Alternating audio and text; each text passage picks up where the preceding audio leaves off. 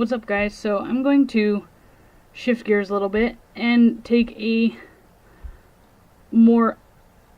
as much of an unbiased approach to explaining the credible concerns with the culture that is surrounded by the Islamic ideology and how it is a potential threat to the secular world, the free world, and the American public, with the way that our cultural norms will clearly not blend or mesh with the Muslim Brotherhood or Islamic State kind of ideology. So I'm actually reading from some pamphlets that's from an organization that was founded in the United States, in California actually, and it's called the Counter Jihad Coalition. .org. I think it's actually a WordPress website. So this organization has been very thorough with their pamphlets and their informative material. They have definitely done all of their studying by thoroughly examining the Quran, any kind of sociological norms, institutions that influence the Muslim Brotherhood or Islamic State or the Muslim cultures, specifically the countries that are under Islamic or Sharia law. And so I'm just going to go ahead and read off here. Also, by the way, anybody who is in, obviously, the greater continental United States, they are doing an outreach program to train. It's not like official training. They're just going to go through and make sure you know their material and that you have accessibility to all this pamphlet information that I'm actually going to do this series on, where you can set up a peaceful demonstration just to bring awareness to the public about the culture of Islam and how it is potentially a concern and destructive to the culture that we have in America here. So I believe I'm starting with Islam, a warning from history. So these are pamphlets that are PDFs that are about 2-3 pages, and they just have some information that is specifically geared towards the topic of each pamphlet. So this is going to be going over some historical background with Islam, and I'm assuming demonstrate how this has been a repetitive pattern or this has happened once before. So it says, in September 2013, reports emerged that the Muslim Brotherhood and its supporters were forcing a roughly 15,000 Christian Copts of Dalga, the Dalga village, Dalga village in South Minya province, to pay jizya, which is, I think it's the tax. All Copts in the village, without exception, were forced to pay the protection money, just as their forefathers did nearly 1,400 years ago, when the sword of Islam originally invaded Christian Egypt. Some who refused were killed. In some cases, those not able to pay were attacked, their wives and children beaten and or kidnapped. It's the same in Syria and Iraq. Failure to meet the conditions of Omar in any way makes the whole community a justified target for attack. When Christian children are kidnapped, they are instantly converted to Islam and married off to keep them from being recovered by their families. Next time you hear a Muslim spokesman talking about the protected status of non-Muslims, and remember what it really means, Kafir, K-A-F-I-R, not yet under the full Muslim subjugation, can also show a dhimmi behavior, D-H-I-M-M-I behavior, as well as President Obama said, the future must not belong to those who slander the Prophet of Islam. Let me scroll down here. So it says, Islam's rule of numbers. Where Muslims are a minority, they reflect the peaceful Meccan face of Islam. Where they are a majority, the aggressive Median, M-E-D-I-N-A-N, faces surfaces. When Muslims are in a minority and relatively weak, as Muhammad in Mecca, they talk of tolerance. This is the situation in many European countries. As their number grows, the threats and incidences of violence increase, as do the demands for concessions to Islam, such as Sharia courts, halal food, Halal food, halal. This is seen in England and in France, etc. When Muslims reach 50% of the population, violence reaches its maximum, i.e. in Nigeria. As the proportion of Muslims grows above 50%, the violence gradually reduces because the Karafi are the subdued, and the number of targets for attacks reduces too, i.e. Pakistan as an example. When Muslims are 100%, there is no more targets and the violence returns to zero. This is peace as Islam understands it, i.e. Saudi Arabia. And then the sources that were cited for this was the Islam.net, the genocide of Banu Qurayza, thehumanevents.com, the Gates1institute.org, the Syrian soldiers beheaded is a Google search, and then more of the GatesstoneInstitute.org, the religionofpeace.com, the Anya.org, AINA, and the September 2012 UN General Assembly. Further reading for other references would be inquirytoislam.com, politicalislam.com, frontpagemag.com, religionofpeace.com, and jihadwatch.org. Says the evidence in this leaflet is only the tip of the iceberg. The examples given can be multiplied hundreds of times over. Did you know that there have been over 25,000 jihad attacks since September 2011? For questions, contact the Counter Jihad Coalition at gmail.com. Like them on Facebook as well. And then there's an image that says, behead those who insult Islam. Freedom, go to hell. Islam will dominate the world. And you can Google those images and see them. So it says, those sounding the alarm about the spread of Islam today are often accused of Islamophobia, engaging in hate speech, or even trying to stir up persecution against Muslims. But is concern about the growing strength of Islam in our country really unreasonable and without foundation? Just look at the picture above. In the 1930s, people failed to stand up for the Jews in the face of Nazi persecution. Today we fail to stand up for the victims of jihad, including those likely to become victims in the future.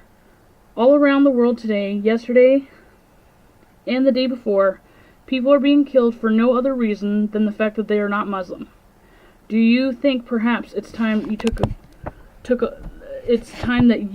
a look? And then I have a following page here. This goes more into the details of the concept. So it says, understanding Islam. Muhammad is the key to Islam. Islamic belief and law is based on the example of Muhammad. He declared himself to be the messenger of God, Allah, and then began persuading others to accept his declaration. The Quran contains words that he claims to be revelations. His words and behavior are basis of Islamic doctrine.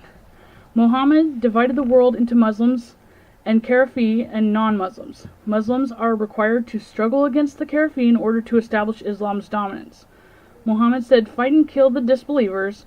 Whether you find them, take them captive, harass them, lie in wait and ambush them, using every stratagem of war, which is referencing a Quran scripture of 9:5. Jihad is the process of achieving this goal. It can be waged through warfare, subversion, immigration, economic warfare, stepwise implementation of Sharia, etc. For his 13 years, Muhammad preached a tolerant message which borrows heavily from Judaism and Christianity.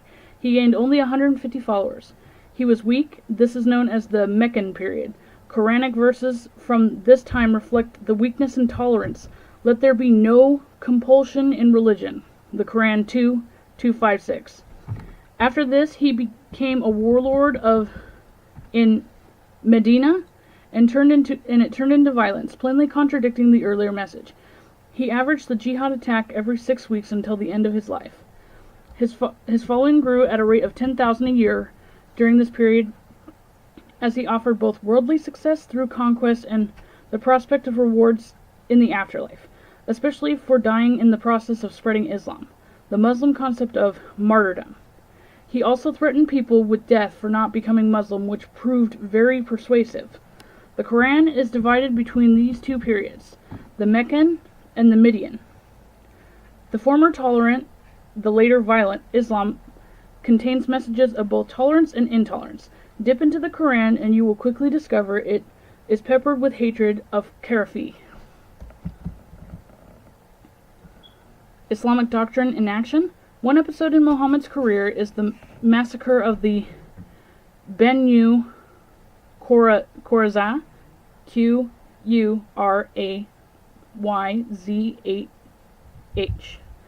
In March 627 AD, the tribe known as the Banu were besieged and isolated by their Muslim attackers led by Muhammad. They twice offered to leave their stronghold, but Muhammad refused their request. He insisted they surrender unconditionally and subject themselves to his judgment. Compelled to surrender, they were led into Medina. A third and final appeal to the leniency was made by Muhammad by their tribal allies. Again, Muhammad refused. Muhammad ordered the men to be beheaded. About 800 men were led to the trenches dug in the market of Medina, and there they were beheaded. Their decapitated bodies buried in the trenches while Muhammad watched. Male youths who had not reached puberty were spared. Women and children were sold into slavery, some being distributed as gifts among Muhammad's companions. Muhammad chose one of the Qurayza women for himself. The property of what the Qurayza was divided up among the Muslims as booty. Rather than renouncing this behavior, Islam bases law and religion rulings known as fatwas, that's Fatwas, upon it. In 2012, a Muslim cleric ruled that captured women could be used as sex slaves for jihadist fighters in Syria. This fatwa is in accordance with Muhammad's example as above. In April 2013, this ruling went into action when the 15-year-old Christian girl was captured by Syrian jihadists. According to the Ejazina Fides, Fides, the commander of the battalion Qusair, Qusair, took Miriam, married and raped her, and then repudiated her. The next day, the young woman was forced to marry another Islamic militant. He also raped her and then repudiated her. The same trend was repeated for 15 days, and Miriam was raped by 15 different men. This psychologically destabilized her, made her insane, and she became mentally unstable and was eventually killed. Just like the rape wasn't bad enough, right? And in Syria and elsewhere, jihadists are also continuing Muhammad's tradition of beheading captives. You can see that on YouTube. These acts are extremely shocking, but are all in accord with the Islamic doctrine. Are dhimmis, Dhimmis, really protected under Islam? You may have heard that Jews and Christians have a protected status in Islamic societies. The meaning of this can be traced back to the Quran 9:29 and the conditions of Omar, which were based upon it. The conditions were devised in order to establish rules about treatment of Jews and Christians under conquest. They actually put in place of temporary and conditional cessation and violence. Those living under the conditions were known as dhimmis. That word again, which means those living under humiliation. In order to feel themselves humiliated, dhimmis had to pay a poll tax called jizya. They were not allowed to defend themselves against a Muslim. They could not build or repair places of worship.